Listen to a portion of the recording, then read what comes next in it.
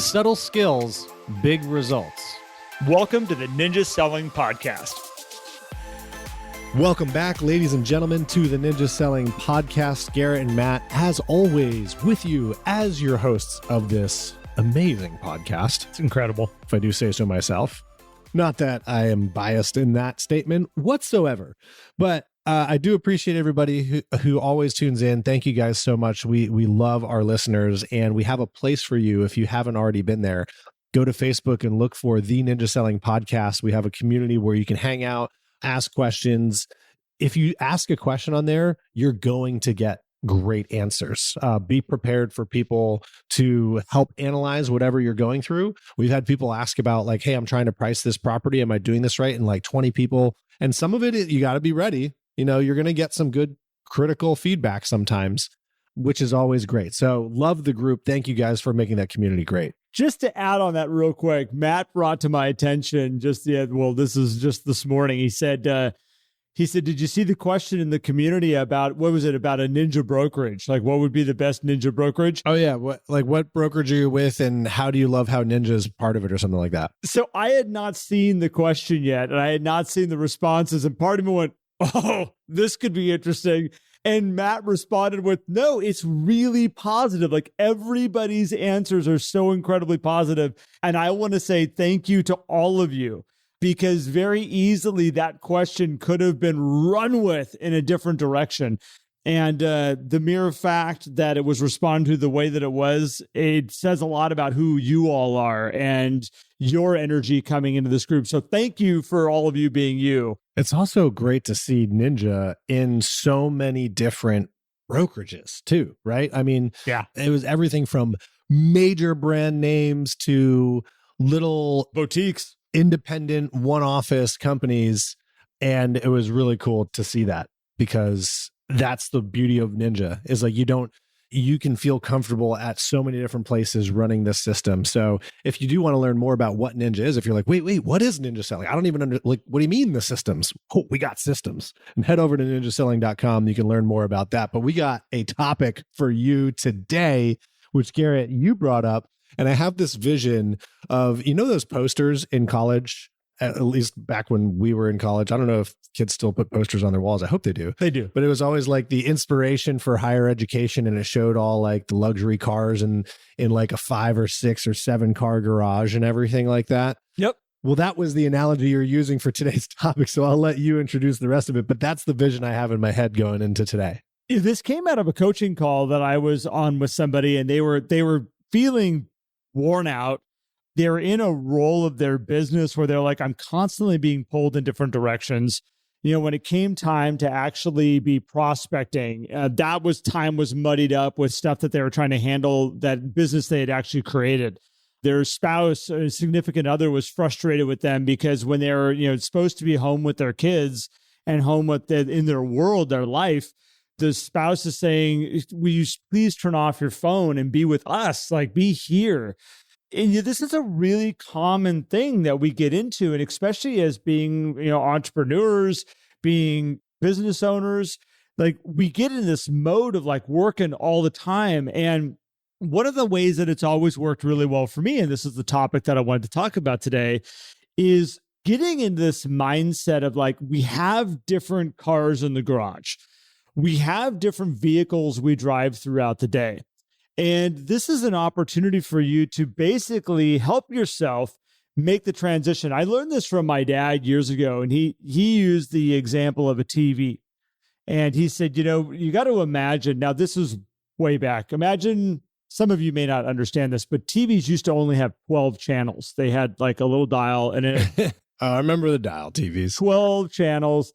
You might have color on that one, by the way. If it did, you had the nice model. The channel you didn't have was channel 12. It was like, it went from 11 to 13 a lot of the times. It was like, which is so weird because in buildings, you go from floor 12 to 14 in some of them. And you're like, wait, why did TV choose to move away from channel 12? No superstition in the TV world. No. But so what would happen is my dad said this to me one time. He said, you need to physically change the channel of where you are in your day. And I'm a car guy. I'm not a TV person. So I'm using my dad's analogy and turning into a world that works for me. But he said, I have the family channel. I have the business channel. I have the investment channel. I have the home improvement channel. And he says, you need to physically get up and change it. Now, I look at that in my world as cars in the garage, horses in the stable, whatever you want to use, analogy that works for you. Tools in the toolbox. Tools in the toolbox. But there's certain times in the day. Let's talk about building and growing a business. This is where a lot of people in Ninja get caught in the mud. And they're like, gosh, I want to do these systems. I've got my people I need to call. I got notes I want to write. I got real estate reviews I want to do. I got lunches I need to schedule. I got events that I want to plan. But I've got all this business I'm supposed to be doing right now. Those are two separate vehicles that are in the garage. And sometimes, Matt, and this is why I want to talk to you about this, there's vehicles that never get used. We're driving around in one all the time, wondering why other things are falling apart or other people are frustrated with us. Because I know, like, if I drove my car all the time, my family actually complains about my car. Works in this way too. Yeah. But Matt, I want to talk to you about this today because I think that we fail to acknowledge, one, that we have multiple cars in the garage, and then we fail to acknowledge that maybe I need to get into a different vehicle here for a little bit and switch up my entire role of my day. Yeah. Or the other thing is you carry this massive car carrier with you all the time because you're like, well, as soon as somebody does this, I need to jump into the other car and go there. Right. That's a really interesting thing, is that you're constantly bringing them all with you. Yeah. And you're just jumping from one to the next and one to the next. It's a mess. It is. And we do this because realtors wear a lot of hats. We drive a lot of cars. And I get it. You're running your own business as a independent contractor, and your sales, your customer support, your back office operations, your construction management, your all of these things that you do. And then you go home and it's like, I got to be mom. I got to be dad. I got to be husband, wife, whatever it is. And we forget to turn some things off. And so it's usually we take the work vehicles with us and we leave the personal vehicles at home, right? And then when we get home, we forget to go into the garage and recognize, hey, we got personal vehicles here too. Or the hobby vehicles. Yeah. I know a lot of realtors that haven't taken a day off in I don't know how long. And it's like, there's a wonderful, I'm going to say in my world, sports car sitting in the garage that would really like to be driven. He would love to go out for a drive. And you're sitting here going, no. I got to stick here in this vehicle right now because there's work to be done. People need my attention. Things need to be happening. And it's like, at some point, there's going to be a breakdown here. At some point, something's going to happen where that car is going to be like, I don't want to be in your stall anymore. Yeah. I don't even want to be in your world anymore. So we got to figure out ways to transition between these different roles that we play throughout our day. And I think, we talk a lot about schedule and routine, and that's where we really have to begin. And if you are not in control of your calendar at all, if you're not in control of your schedule, if you're not in control of your personal calendar, if you're not on the same page as your family, you're at a breaking point. Yep. Or you will be at some point soon. And this is the first thing, is figuring out, okay, let me first acknowledge when and where do I want to be in which role? When and where do I want to take that car or that car, right? And this is why we say work on your business in the morning and end the business in the afternoon. Now, that doesn't mean there aren't some exceptions that come up. Like, oh gosh, like this closing is scheduled here, I can't move it. It's like, okay, great. Well, what can we do with our calendar to make sure that we have the right hat on or we're driving the right car at the right time there, so that we can transition from that role back into our on the business to make sure that stuff happens today? How do we transition from winding the day down, closing out the day, resetting expectations with everything in our inbox so we can go home and be with our family and enjoy some dinner without having to go hop back on email? Well, and vice versa too. You can easily be in a negotiation situation with a client, and the whole time your brain is going, I should be here. I should be doing this. What am I going to be doing? How am I preparing for my wife's birthday party? Have I done this? Have I done that? Like, you can very easily be so darn distracted that you're not actually over in this arena that you should be in. Mm-hmm. I think you're 100% correct. And I want to just emphasize that your schedule is where you're going to decide what car you're going to be in during certain times of the day. And if your schedule, when you look at it, if it shows you switching cars every couple minutes or every couple hours, like you need to step back and be like, is this a successful plan for when I am in that time? Or how can I like be in that car and stay in that car? Let's put some miles on it for a little bit. And in this couple hours here, I've got 4 hours here that I'm going to put into this business that is 100% business building time.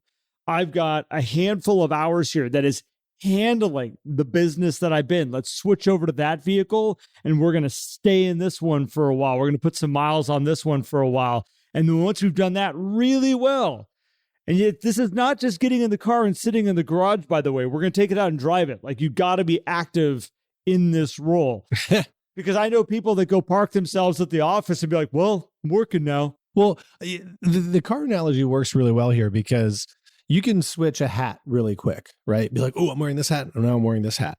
But whenever if you're looking at your calendar and it's like what you said, you want to look for those opportunities to batch like activities together because there's always startup and takedown time whenever you task switch. And so think about it like, well, I have to get out of this car, walk over to that one, get in, start it up, adjust the seat and the mirrors and everything to make sure it's right. That takes time. And so every time you move from this task to this task, so hey, I'm sitting here doing customer service calls. Oh, now I got to go write an email to a lender. Okay, I'm back to customer service calls. Oh, I got to go do a little prep work for my listing appointment this afternoon. Okay, I'm back to customer service calls. You could have just wasted an hour of your day switching tasks because you had to move from the mindset of making customer service calls and everything you had scheduled there to, wait, where's this person email? Let me make sure I get all this set up. That just the setup and takedown time. I'm not even talking about the time spent driving the car or doing the execution. Just that transition takes time. And the more transitions you have, the more time you're wasting. This goes back to our prior episode of scaling or not to scale. If you're wasting a lot of transition time, if we can fix that, you may not need to scale into a big team. You may all of a sudden say, holy cow, I just increased my income per hour by making sure I'm in one vehicle at a time.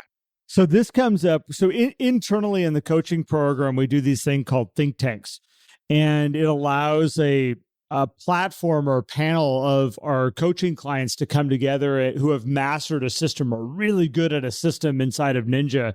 And how do we share and how do we grow off of this? And the last one we just recently did, there were a couple of days, yesterday, time passes too fast. Yesterday morning. 2 days ago. 2 days ago? It was 2 days ago. Oh, man. Jeez. Yeah, I know. It's okay. I accidentally scheduled an email to go out on, I thought I was sending it on Thursday, went out Friday, and I said in the email, happy Thursday, and now everybody's getting it. Anyway, it's fine. Oh, gosh. Well, so 2 days ago in the morning, we did this think tank, and we did it on hot and warm list. We were talking about how do you calculate your hot and your warm list? How do you mechanically approach it? And what are the results you get and all the different ways you can do it?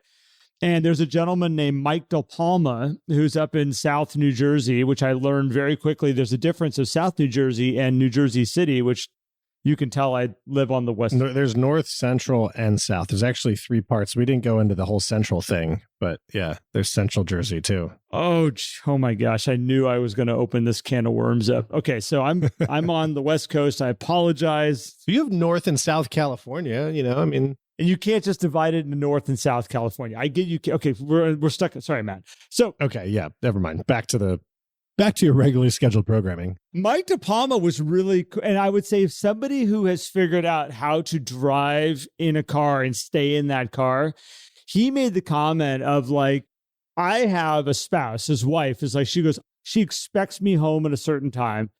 And he's like, and she's not, he's like, it's not that she's like controlling or anything like that, but like we have a relationship and a commitment to each other is what I was getting from him, that this is our life. You have a business that you have that you're running. You better be out there working and doing it right and making it happen. And then come home and be with us. Come home. And I think they have a baby on the way from what I understood. Come home and be in this situation and be 100% here.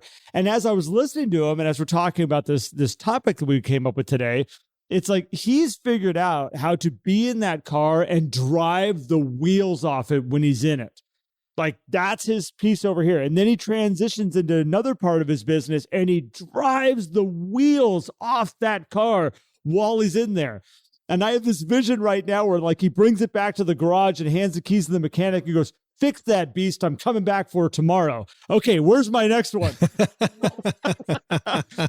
Like, I love that. It needs an oil change. It needs this. The tires are worn out. You only had it for 4 hours. Yep, that's exactly right. I used every bit of that car for the 4 hours that I had it. Now I'm going to this one. I got that sense from Mike that that's like how he runs his life. Like he's like treating it like, if you're going to do it, go all in for those times. And that's what I want to encourage people to do. Don't dabble. Don't just sit in the car in the garage. Don't go out for just like, oh, I'm going to go toodle around in this thing today because I'm in my work car and I'm working today. Like go out and own it and then come back, switch out, change into a new role and be 100% there. Yeah. And there is now just making sure your calendar is in place and the showing up and executing it, as you've kind of said, and having that transition plan. I like what you said about having this vision of Mike going into the garage and tossing the keys to the mechanic, right? Like that's something we got to think about too. How are you aligning how you move from on the business to in the business? Because I think sometimes we get stuck in the transitions. That's when we get stuck in the Instagram or Facebook scroll. We get distracted as we transition. So setting yourself up to be able to move from one activity to another. And it could be using a planned break of like, hey, I'm going to use lunch as my way to transition from this role to that role. I'm going to use a coffee break in the morning.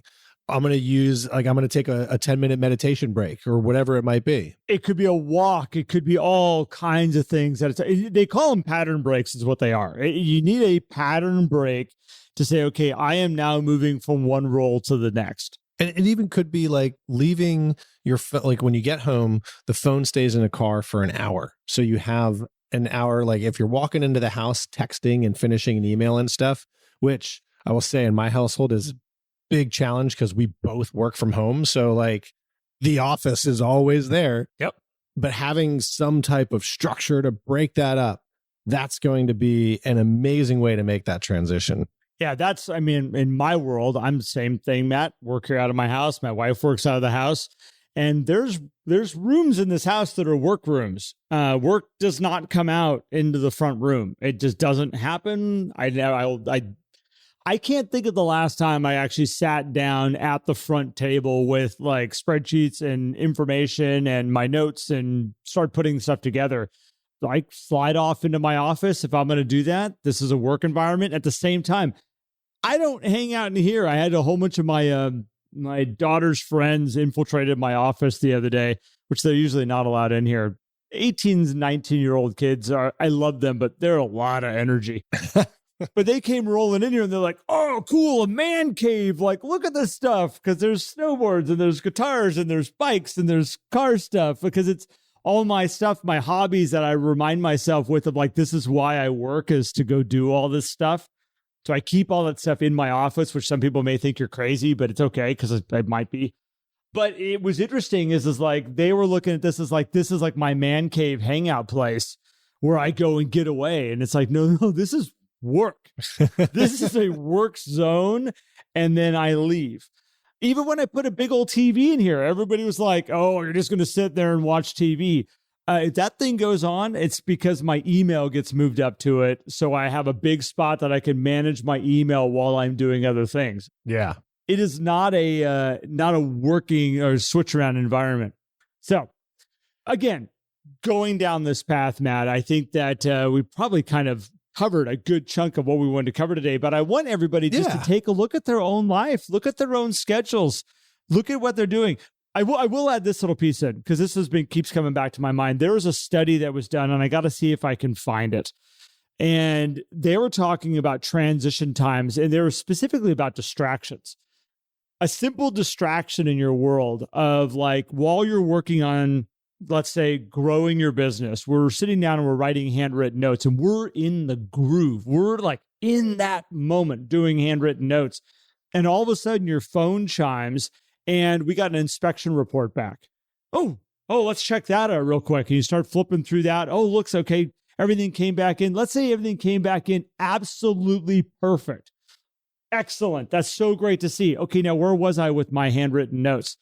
The study said that simple distraction that maybe took about 2 minutes for you to flip through and just go, everything's cool, now takes you 10 minutes at least to get back to the groove that you were when you were writing the note before. Yeah. You don't just fall right back into it.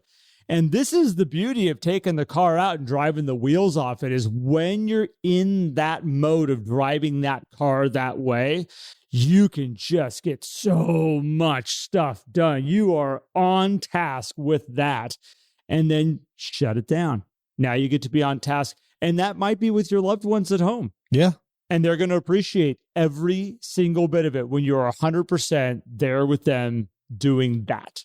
And so I think the biggest part of this, Garrett, and I think the thing that I want people to take away is not necessarily the tactics, although those are going to be really helpful for you to make the transition, is be aware that you do drive a lot of different cars. You wear a lot of different hats. You do a lot of different things as a realtor, as a business owner, as whatever you do in your personal life. If you can bring awareness to that, if you just acknowledge that up front, it's going to be so much easier to manage the transitions so that you use your time effectively and that you get more joy out of the business and your life, and your customers win too, because they get a better version of you when they have you versus you being with them and you going, oh gosh, I got all those other things that I got to do in the back of my head. You don't want to show up that way. No way. So this is great, man. And I'm going to throw one last piece in this that might just confuse the situation, but there are some of us that don't show up and do some of our jobs. We don't show up and do real estate because it's not something we love.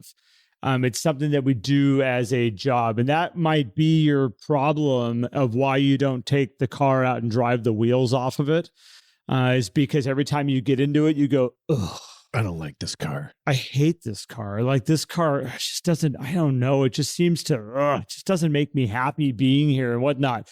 Sell the damn car. Go find a new one. You're going to find this in aspects of your life. There are relationships that you might be in that you're like, ugh, the reason I don't go drive that car is because I don't like being there. You might need to sell the car. Life is short. Enjoy this life. Fill yourself with, this is where I live. Fill yourself with vehicles that you love. And you might have to just drive the heck out of that car for a little bit before you can sell it and get into something else. But yeah, I would always look to, and just on the car thing, you should drive vehicles that put a smile on your face.